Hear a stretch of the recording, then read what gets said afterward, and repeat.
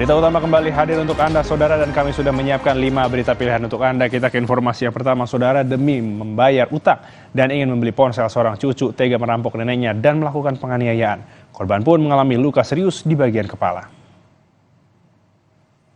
19 Februari 2024, tidur nyenyak Zuarni tiba-tiba terhenti.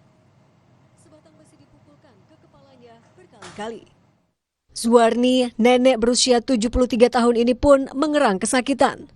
Sementara pelaku kabur usai membawa gelang emas korban seberat 30 gram. Mendengar teriakan meminta tolong, anak Zuarni yang tinggal di sebelah rumah korban langsung datang. Sang anak membawa ibunya ke rumah sakit lantaran menderita luka parah. Setelahnya, sang anak langsung melaporkan kejadian ini ke polisi.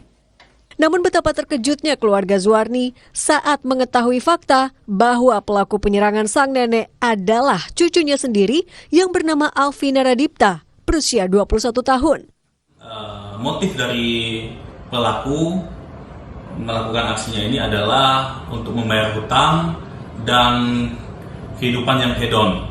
Karena hasil penjualan daripada emas 10 meriam tersebut tersangka belikan kepada emas dengan jumlah yang lebih kecil, kemudian handphone merek iPhone yang dibeli oleh tersangka setelah melakukan aksinya. Aksi sadis pelaku ini pun berujung bui.